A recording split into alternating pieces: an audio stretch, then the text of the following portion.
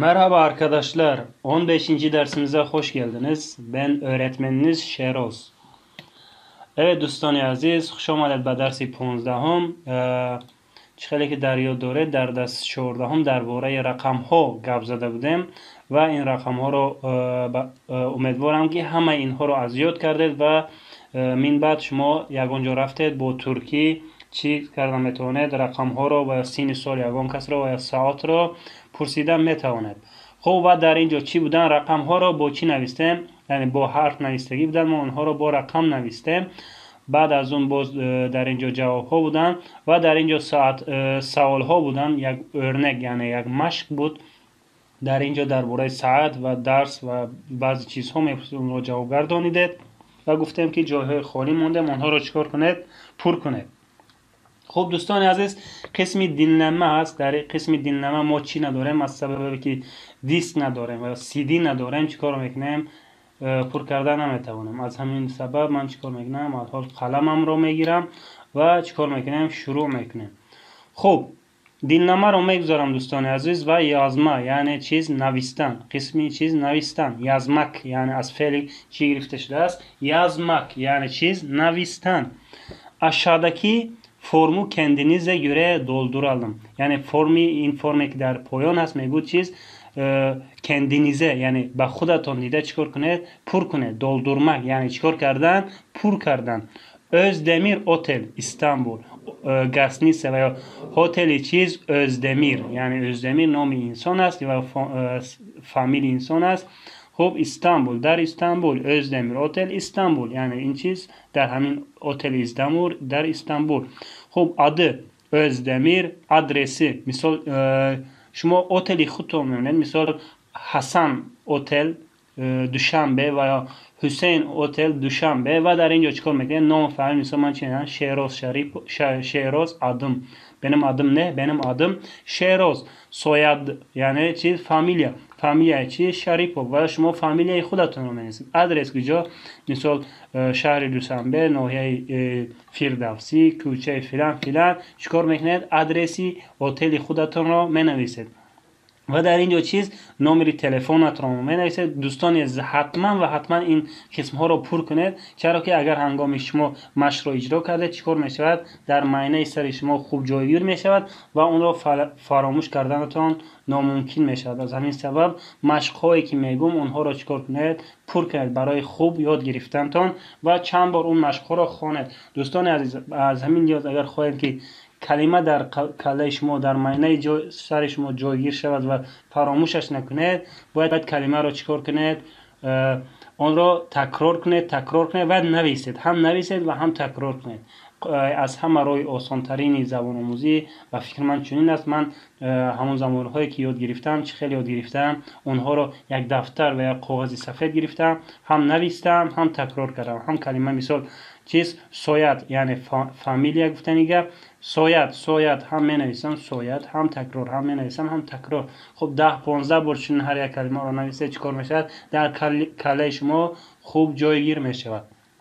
خب oda numarası. Oda چی بود دوستان؟ اتاق. نمره اتاق. gün sayısı yani şumara چیز روز. خب gün yani روز، sayı ne؟ şumara. خب devam edeyim دوستان عزیز. konuşma. مشق 8 yani burada چی گفتم در درسای پیشتر؟ من منبع چیکار میکنم؟ حرکت میکنم با زبان ترکی بسیارتر گپ زنم. خب اکنون شروع میکنم با چیز با ترکی گپ زدن. Eşli çalışalım. Eşli çalışalım. 3 sayı söyleyelim. Arkadaşımız sayıları yazsın. Sonra kontrol edelim. Yani eşli çalışalım گفتنی که برابر کار کنیم و برابر گپ زنیم. خب 3 sayı söyleyelim. Yani 3 rakam گویم. Arkadaşımız sayıları yazsın. Hep her yani این مثل در یک سین فکر کنید. چی میگوید؟ برابر کار کنیم و 3 رقم رو گویم و اون arkadaşمون یعنی دوستمون رقم ها رو چیکار کند؟ نویسد. خب مثال در براتون یگان کس باشه چیکار میکنید؟ کتاب رو به او دهید و پی دی اف که به شما رای کردم اون رو به او دهید، او خواند، مثال 3 رقم رو خواند و گوید و خود شما با تاجیکی گوید 3 رقم رو. مثال 555 626 735. خب همین رقم هایی که من گفتم اونها را چیکار کنید؟ با حرف نویسید و بعد با حرف بود مثلا 1888 نویسید، اون را چیکار کنید؟ با Türkiye با neyse با رقم neyse sonra ne yapalım, sonra kontrol edelim, kontrol yani kontrol کردن، sonra yani بعد kontrol کنیم. خب devam edeyim. Nerede yani چیز؟ در کجا؟ şehirde. در کجا؟ در şehir yani şehir yani şehir، şehir şehر. شهیر با چه خیلی که د قوش کرده است. خب این د و ت را در درس 13 هم گذاشته بودیم. از همین لحاظ کسانی که در کدام حالت د و در کدام حالت ت را استفاده بردنمون در کار است اون را نمیدونن، چیکار کنن؟ به درس 13 هم روند و اومده دوام دهن. خب neredesin؟ neredesin؟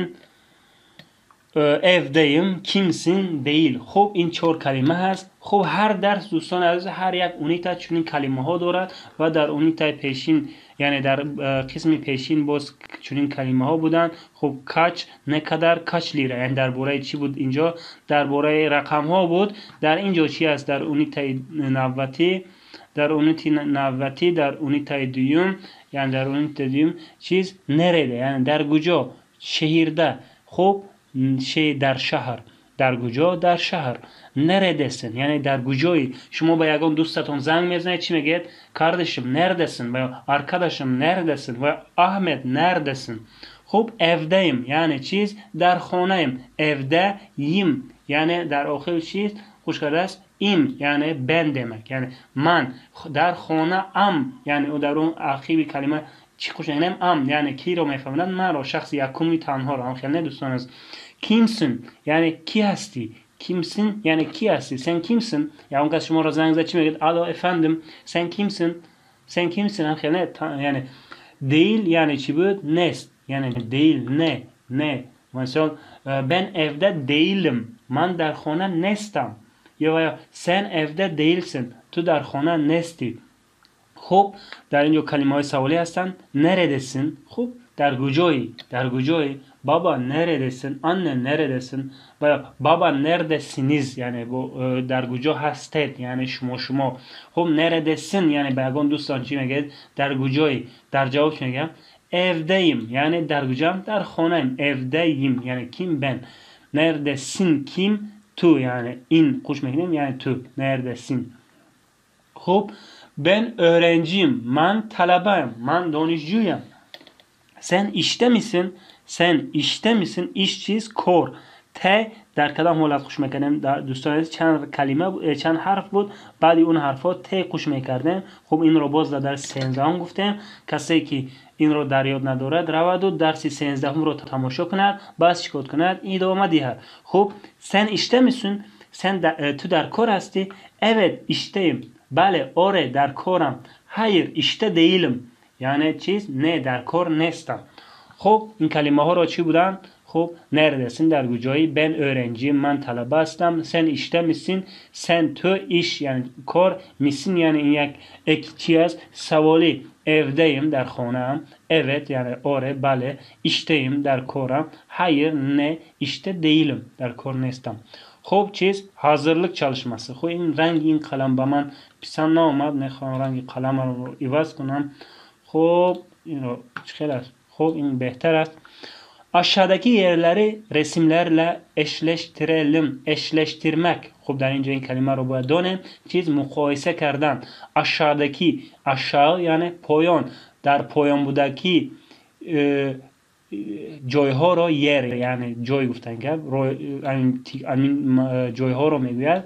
resimlerle bu resimha resim yani resimlerle resimler oldu. resimha ile yani le چیز؟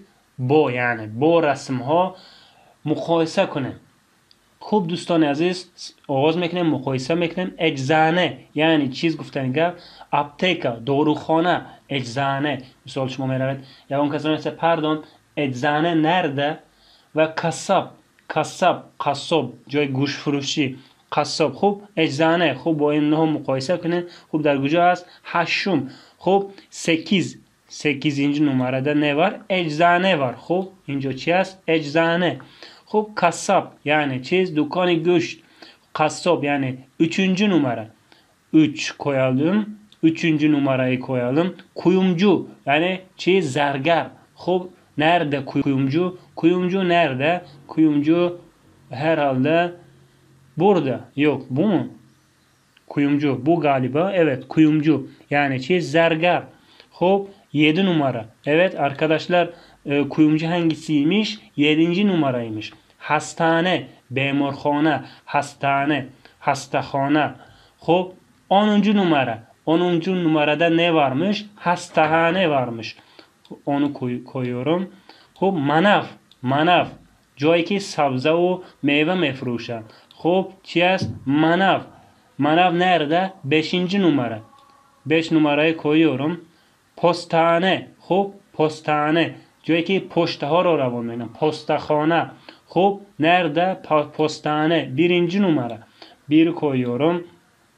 Kafe. Yani kofe. Kafe mi? Moniz. Kafe kaçıncı numara? 6. numara. Evet galiba. Kafe 6 numara. Mağaza yani çiz mağaza. Mağaza hangisi? Mağaza 12. numara. 12 koyuyorum buraya. 12 numara. Sokak yani çiz küçe. Hop 11 numara. 11 numarayı koyuyorum. Kuaför yani çiz parimaxerski میگن چی و سرتراشخانه. Hop 14 numara. 14 numarayı koyuyorum. Park. Park hangi resimde var? Hangi resimde park var? 13. resimde ne var? Park var. Ve orada bir kız çocuğu oynuyor. Yani یک دخترچه چیکار میکنه؟ بازی داره. 13 numara 13. numara 13. Pastane. خب یعنی چیز پستانه یعنی جایی که تورت و چیزها میرن. ما چی میگیم اینها؟ تورتخانه میگیم و چی میگیم؟ خب hangi numara? 15. numara. 15 numarayı koyuyorum. Fırın. Fırın yani siz fırın bu توجیکی نانوای yani جایی که نان و خلب میفروشن. خب kaçıncı numara? 9. numara. خب buydu. Otel yani çiz hotel veya gaznisa veya mehmanxane hangisi? Galiba 2. numara. Evet ince çiz reception است ve ince reception است. Hangi numara? 2. numara. Market. Burada hangisi market? Market bakalım. Market galiba herhalde market yok. Burada market yok. Ben göremiyorum. Siz görüyor musunuz arkadaşlar? Market yok galiba. Market yok. Banka. Hop banka neresi? Burası bankamatik. Yani in cihaznameش است bankamatik. Hop 4 numara. Market کجاست دوستان عزیز؟ market yani market ما نیز market میگیم و فکرم market نیست در اینجا.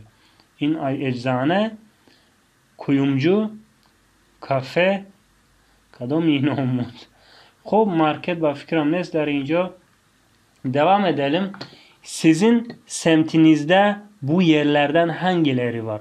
در سمت که شما هسته در مکان شما هسته در این جایها کدامش هست کدام از این جایها هست در سمتی که در مکانی که شما زندگی میکنید. خب دوستان عزیز sizin yaşadığınız mekanda bu resimlerde hangileri var? Yani bu mekanlarda hangileri var? Yani در جایی که شما زندگی میکنید از این مکانها کدامش هست؟ آیا در جایی که شما زندگی کنید قصابخانه هست؟ bankamatik هست؟ Evet benim yaşadığım yerde kasap var. Bankamatik bulunuyor. Eczane bulunuyor. Otel bulunuyor. Yani otel mevcut هست. Benim yaşadığım yerde kafe bulunuyor. Kuyumcu da bulunuyor. Manav da bulunuyor. Ve kuaför da bulunuyor. خب پستانه ده بولونیا پارک ده بولونیا. خب اینها را چیکار کنید؟ خودتان تکرار کنید که تا در معنی سری ما چیکار کنید؟ خوب شینه. خب دوام edeyim دوستان عزیز. خب مشق 2 را اجرا کردیم. مشق 3 yukarıdaki yerlerde kimler var? خب در جایهای در بالا بودگی کیها هستند؟ خب devam edeyim. Yukarıdaki yerlerde kasapçı var. Kasap var. Yani in kasab است و این آدم کی است؟ قصاب. یعنی این هم قصاب است. خب resepsiyon var.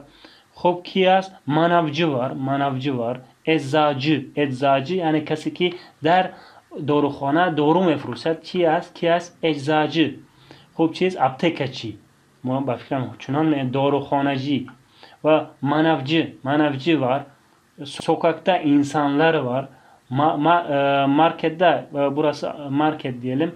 Burası market değil ki, hangi 12 numara. 12 numarada ne dedik 12 numarayı? Hop, galiba 12 numara burası oluyor. 12 numarada kim var? Satıcı var. Satış elemeni var. Değil mi? Parkta kim var? Çocuk var. Yani buralarda insanlar var. Yani komple neler var? İnsanlar var. Hastanede kim var? Hastanede hastalar var. Kuaförde kim var? İnsanlar var. Kuaförcü var. Pastanede kimler var? Pastacı var. Fırında kimler var? Fırıncı var. Devam edelim dostlar aziz. Okuma. Dördüncü diyalogları okuyalım. Kim konuşuyor? Resimlerin altına yazalım. خب چی میگود؟ دیالوگ ها رو میخونیم. کی گپ زده ایستاده است؟ سوال داده است. resimlerin altına yazalım. خب اول دیالوگ ها رو خونیم و کی گپ زده است در پایان نویسیم. خب دیالوگ ها رو میخونم دوستان عزیز. devam edeyim. Aslı yani ki asli میگیم و اصلی میگیم با توجیکی. این aslı yani چیز نام اون زن. Merhaba Mehmet. Nasılsın? Selam Mehmet. چخیل هستی؟ چطور هستی؟ Mehmet der cevap میگه iyiyim Aslı. Sen nasılsın? İyiyim yani خوبم Aslı. Tu چخیل هستی؟ Aslı işteyim der koram. Çok yoğunum. بسیار چی هستم؟ سرکارم. Sen neredesin? Tu در کجا هستی؟ خب این چی گفت؟ خوب هستم اصلی. تو چخیل هستی؟ اصلی در جواب چی گفت؟ در کارم. بسیار مشغولم. تو در کجا هستی؟ خب Mehmet در جواب میگوید Mehmet. خب Mehmet با اصلی گپ زده ایستاده بود. گفته من خیلی ben de işte من هم در کارم. Görüşürüz. تا بازدید. تا واخوری. اصلی در جواب میگوید görüşürüz. مثلا شما با یگان دوستتون هنگامی تلفن کرده و گفته سلام احمد چخیل هستی؟ Merhaba Ahmet nasılsın?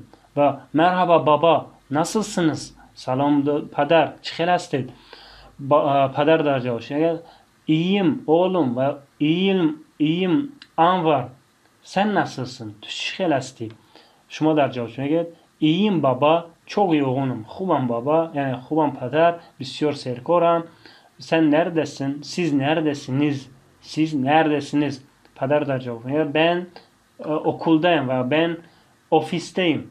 Çalışıyorum. Görüşürüz baba. Görüşürüz oğlum. خیلی دوستان عزیز این دیالوگ ها رو بین خودتون خود به خود نیست چیکار کنید؟ تکرار کنید. خب چی میگفت در اینجا؟ اصلی قطعی کی گپ زده ایستاده بود؟ قطعی مهمت در کجا بود دوستان عزیز؟ در کار. هر دوشان در کجا بودن؟ در کار. خب اینجا میبینید چه که مهمت هم خیلی این شخص در کار است، دیگری از اینها چی است؟ در کار نیستن. خب در اینجا اصلی این در کار نیست، با فکرم اصل این است، چرا که این هم چی است؟ در کار است و بسیار سرکار بودنش معلوم است. خب این مهمت است. خب میمونم و این کی است؟ اصل. میگذاریم به دیالوگ دیم. علی سلام جم neredesiniz؟ neredesiniz دیده شکل جم چرا؟ میدوند که دو کس هستند. سلام علی جان کافedeyiz. Can kafedeyiz yani در kahve چی هستن؟ Can. Orası nerede? Yani Can kafe nerede? Orası nerede? Onca کجاست؟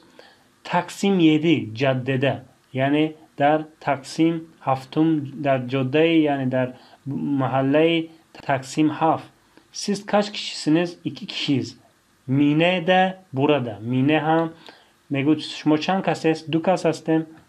Mine de burada. Mine نیز در اینجاست. tamam orada görüşürüz. خب در اونجا میبینه. خب این هم کدام دیالوگ است؟ در این 2 کس هستند. در اینجا کی است؟ مینه و جم است. خب این کی است؟ این علی. چرا که گفت که در اونجا tamam orada görüşürüz. Yani در اونجا با میخوریم. از همون لیاز چی معلوم میشه؟ بعد هم پسر است، دیگر در اینجا مرد نیست. خب این کی است؟ اینها این علی و مینه، پردون، این جم و مینه. خب این کی است؟ این علی. خب دیالوگ سوم دوستان عزیز، پنر چی گفته است؟ پنر نام انسان است. مرحبا نالان، ben okuldayım, sen okulda mısın? Merhaba Nalan, selam Nalan, ben در مکتبم, tu در مکتب هستی؟ Nalan, merhaba Pınar, hayır okulda değilim, evdeyim. Salam Pınar, در مکتب نیستم, در خانم. Pınar, neden hasta mısın?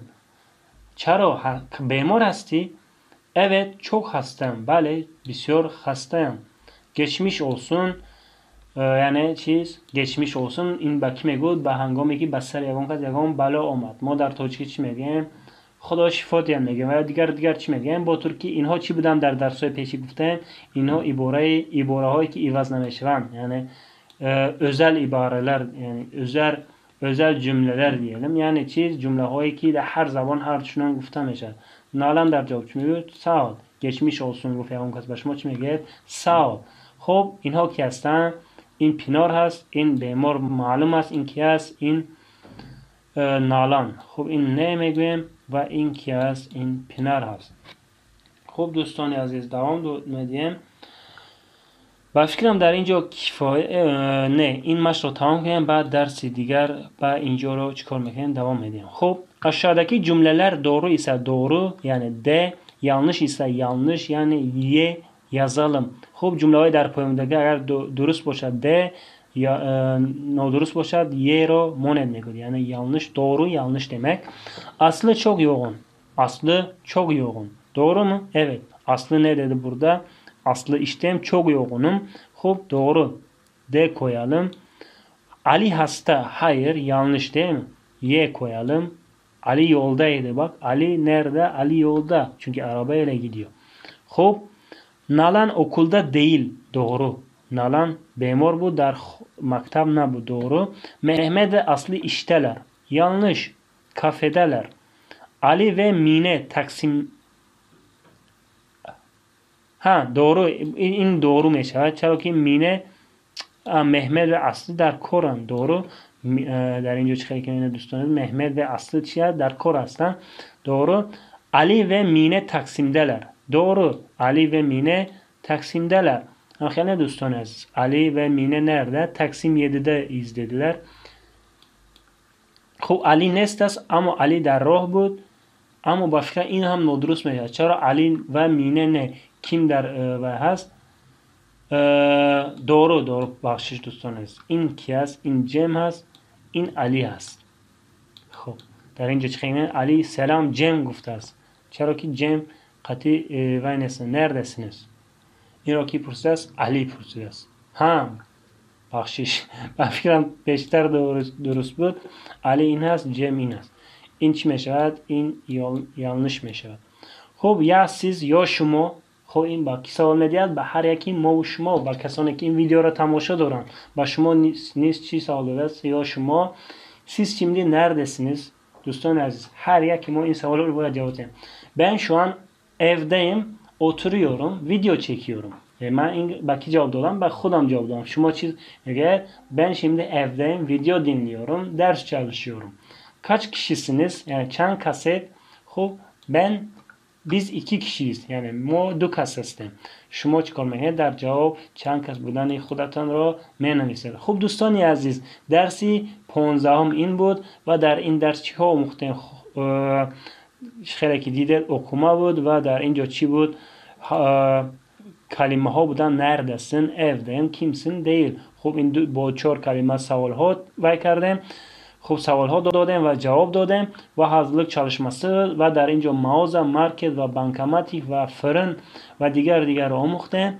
خب این بود درس امروزه. امیدوارم که از این درس یک بهره بردید. خب کسانی که این ویدیو رو تماشا میکنن از شما خواهشم همین است که لایک مانید، کامنتر یا سوال هایتان رو نویسید و با دیگر کسان نیز روان کنید که هر کس استفاده برد و در کدام خصوص باز نوارها گرفتنم رو میخواهید اون رو گوید من در آینده میخوام که من خود پروگرام ساز هستم، یعنی مهندس هستم، میخوام که برنامه ریزی و کد نویسی و پروگرام سازی رو چیکار کنم بیاموزانم. اگر طلبات شود از جانب شما نیز میخوام پروگرام سازی رو با شما چیکار کنم آموزانم. چرا دور تکنولوژی هست، برای من هر کس که برنامه ریزی و پروگرام سازی رو میداند در این دنیا گویم هیچ بیکار نمیماند، چرا که بسیار طلبات ها هستند.